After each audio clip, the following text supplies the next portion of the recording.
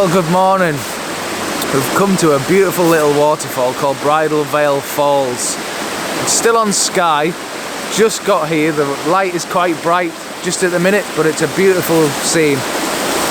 Lots of moss in the background, lots of little lacy bits to the waterfall basically. It's all coming down in different streams. Looks amazing. Some really nice ferns in the bottom here. There's also tons of midges, as usual in Skye.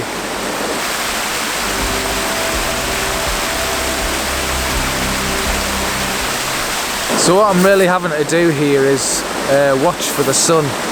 Because it's so harsh, I'm having to wait for the sun to go behind the clouds and then take a shot, because it's really bright on this water in the background here. So as I say, just waiting for the sun to disappear behind these clouds and then take a few shots then. Now I really quite like this image, and although the bracken is moving in the wind on the right hand side there, I actually don't mind it in this image at all.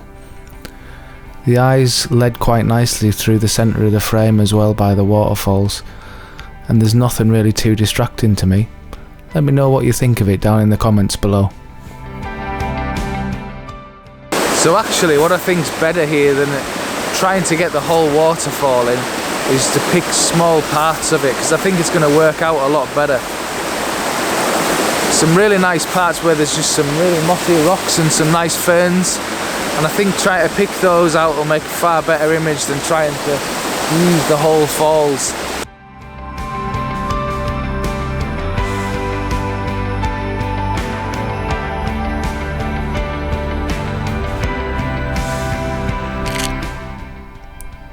Now again, I like this image a lot. On the bottom right hand side of the image, where the water comes down either side of those rocks, I really like it because it's almost got an arrow shape which leads the eye into the scene quite nicely. And again, maybe the bracken's moving a little bit on the right hand side, but it's not too distracting to me. So what I'm trying to do here is use a 6-stop neutral density filter just to slow the water down enough in this bright light. And it's working out about 0.8 seconds somewhere around there, and it's looking really nice. There's just the right amount of detail in the water. So I think this is probably my favourite image that I got that day, to be honest. I really like the flow of the water and the texture and the detail that's left in it. I also really like the light that's hitting the moss and the rocks. But the problem I had with it is it was really vibrant, so I had to turn the vibrance down quite a lot. I had to also turn the saturation down quite a lot, just to try and even it out, because it was looking as if I'd overdone it too much, to be honest. Let me know what you think of it down in the comments below.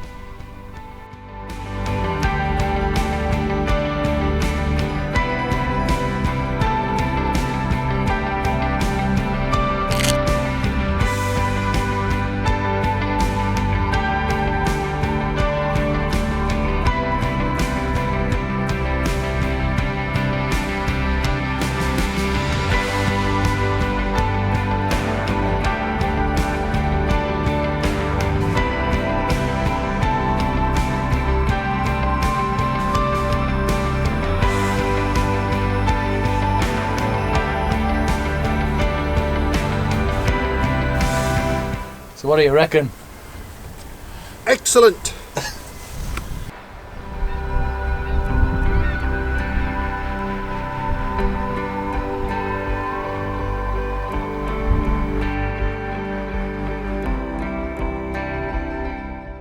So we've come down to a little place called Neist Point, and it's right off the top west coast of Skye, and it's absolutely stunning. There's not much detail in the sky, it's pretty blue where we are. There's loads of clouds off in the distance, but they could do with really being above the lighthouse up there itself, just to give it some more interest.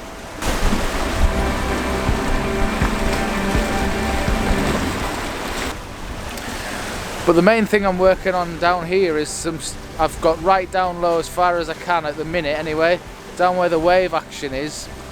And I'm just trying to slow the shutter down enough just to get some of the detail in the waves, pointing up towards the lighthouse, just to give it some foreground interest.